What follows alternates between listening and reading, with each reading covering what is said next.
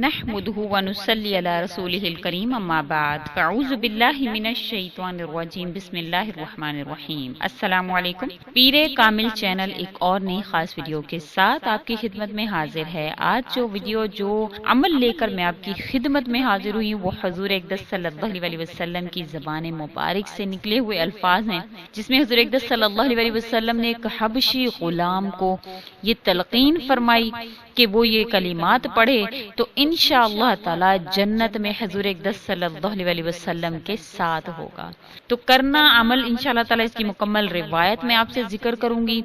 اور انشاءاللہ اور بھی ایک انفارمیٹیو واقعہ ہے جو میں آپ سے ذکر کروں گی، اس لیے آپ سے گزارش ہے کہ ویڈیو کو شروع سے لے کر اینڈ تک ضرور دیکھیں، انشاءاللہ آپ کو ضرور اس کا فائدہ حاصل ہوگا۔ عمل ذکر کرنے سے پہلے، روایات ذکر کرنے سے پہلے، اگر آپ نے ہمارے چینل کو سبسکرائب نہیں کیا ہے تو برائے مہربانی آپ ہمارے چینل کو سبسکرائب کر دیں اور مزید اپڈیٹس حاصل کرنے کے لیے بیل آئیکن بٹن کو ضرور پریس کریں۔ یہ روایت جو میں آپ سے ذکر کرنے جا رہی ہوں، یہ طبرانی نے معجم الکبیر میں حضرت عبداللہ بن عمر رضی اللہ تعالیٰ عنہ سے یہ روایت جو ہے وہ نقل کی ہے کہ ایک شخص حبشی حضور اقدس صلی اللہ علیہ وسلم کی خدمت میں حاضر ہوا اور عرض کیا، یا رسول اللہ صلی اللہ علیہ وسلم، آپ ہم سے حسن صورت اور حسین رنگت میں ممتاز ہیں، یعنی خوبصورت ہیں آپ صلی اللہ علیہ وسلم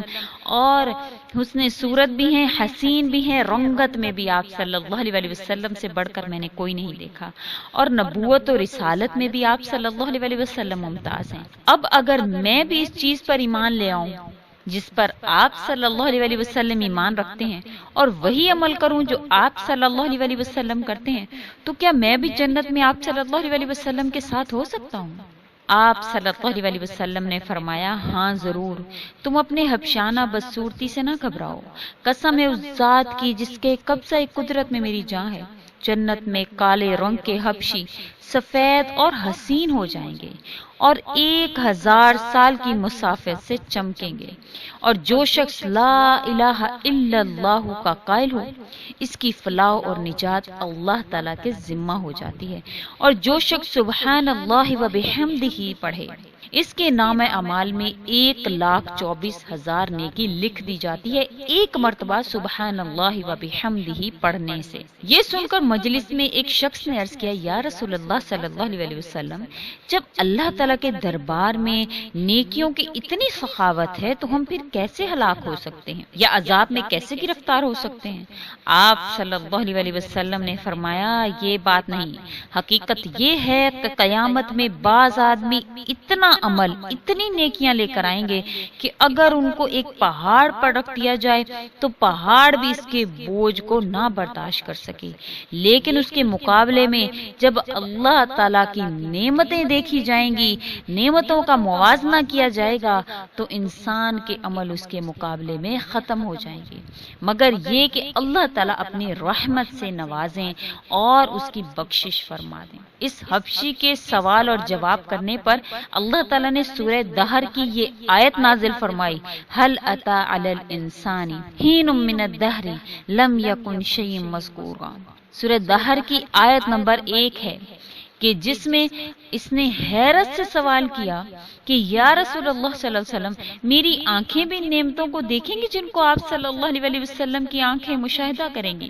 یعنی جنت میں؟ آپ صلی اللہ علیہ وسلم نے فرمایا، ہاں ضرور۔ یہ سن کر حبشی نو مسلم رونے لگا، اتنا رویا کہ روتے روتے وہیں پر جان دے دی، اور آن حضرت صلی اللہ علیہ وسلم نے اپنے دست مبارک سے اس کی تجہیز و تکفین فرمائی۔ یہ معرف القرآن کی جلد نمبر 2 صفحہ نمبر 429 کی یہ روایت ہے، جو کہ سورہ دہر کی اس آیت کا شان نزول بھی ہے۔ اس میں حضور اقدس صلی اللہ علیہ وسلم نے تلقین فرمائی کہ سب سے پہلے جنت میں حضور اقدس صلی اللہ علیہ وسلم کا ساتھی ہونے کی پہلی شرط کیا ہے کہ وہ کلمہ لا الہ الا اللہ کا پڑھنے والا ہو۔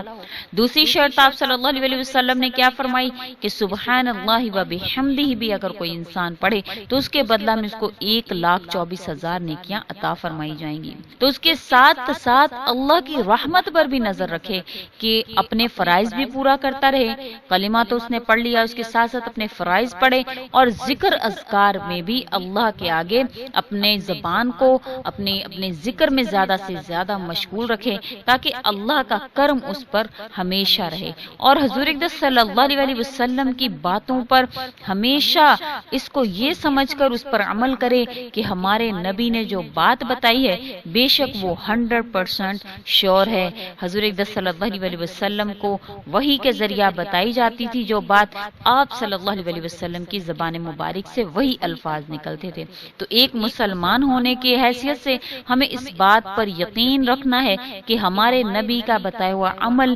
100% کام کرتا ہے، ہمارے نبی نے جو فرما دیا وہی ہونے والا ہے۔ بے شک جو انسان اس اعمال پر عمل کرے گا، ان بتائی ہوئی چیزوں پر عمل کرے گا، تو انشاءاللہ تعالی حضور اقدس صلی اللہ علیہ وسلم کے فرمان کے مطابق وہ جنت میں حضور اقدس صلی اللہ علیہ وسلم کے ساتھ ہوگا۔ اس کے علاوہ ایک اور روایت ہے جس میں انس رضی اللہ تعالیٰ عنہ سے حضور اقدس صلی اللہ علیہ وسلم نے فرمایا کہ اے میرے بیٹے، میں تمہیں اپنی ایک ایسی سنت نہ بتاؤں کہ جس پر تم عمل کرو تو قیامت کے دن میں اور وہ شخص جو اس پر عمل کرے گا وہ اس طرح دو انگلیاں جس طرح ساتھ میں ہیں اس طرح سے ہم ساتھ ہوں گے جنت میں۔ تو انس رضی اللہ تعالیٰ نے فرمایا میں نے سوچا اپنے دل میں کہ حضور اقدس صلی اللہ علیہ وسلم جو بھی بات کریں گے انشاءاللہ تعالی میں اس پر عمل کروں گا۔ تو آپ صلی اللہ علیہ وسلم نے فرمایا کہ یہ میری بہترین سنت ہے، سب سے بہترین سنت ہے کہ جو انسان اس پر عمل کرے۔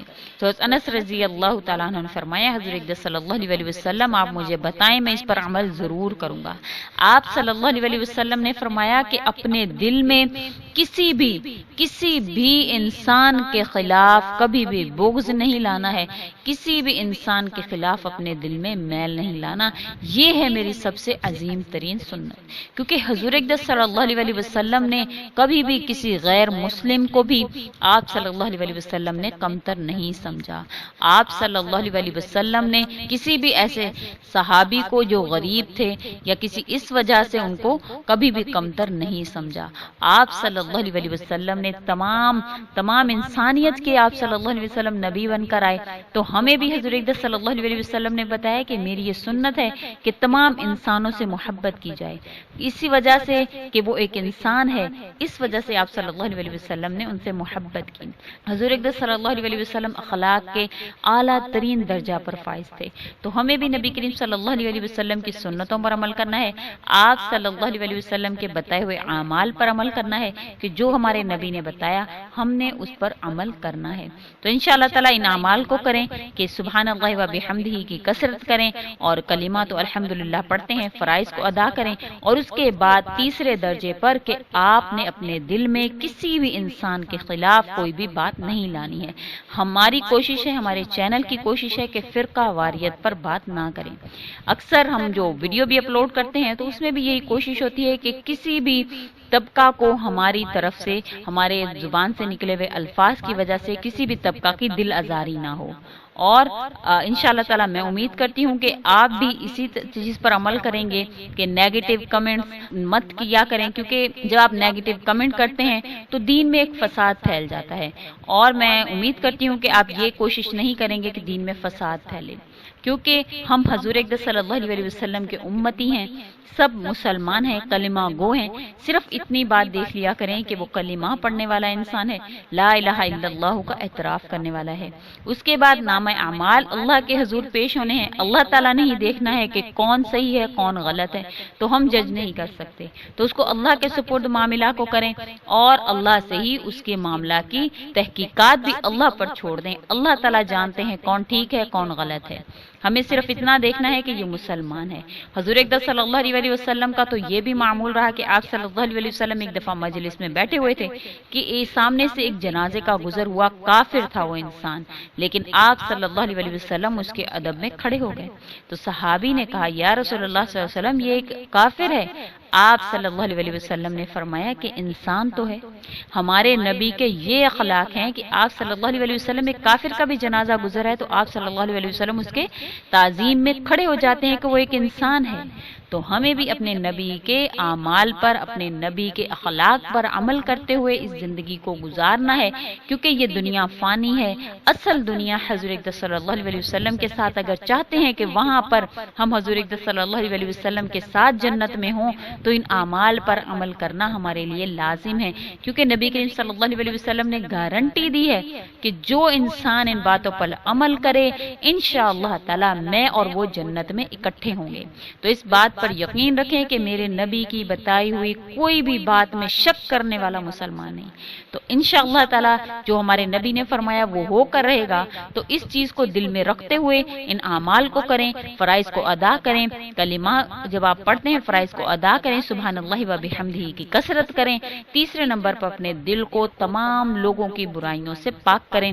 تمام لوگوں کے حوالے سے جو آپ کے دل میں بغض ہے اس کو نکال کر ایک امتی ہو کر چلیں۔ انشاءاللہ تعالی ہمارے نبی جب قیامت کا دن ہوگا تو ضرور ہمارے چہروں کو دیکھ کر، ہمارے اعمال کو دیکھ کر، ہمارے اخلاق کو دیکھ کر ضرور خوش ہوں گے اور ہماری شفاعت فرمائیں گے اللہ کے حضور۔ امید کرتی ہوں کہ آپ کو میری یہ ویڈیو اچھی لگی ہوگی۔ اگر آپ کو میری یہ ویڈیو اچھی لگی ہے تو اس کو لائک کریں اور زیادہ سے زیادہ آگے شیئر کریں تاکہ مزید لوگ اس سے مستفید ہو سکیں۔ اسی کے ساتھ اجازت چاہتے ہیں وآخر الدعوانا ان الحمدللہ رب العالمین۔ اللہ حافظ۔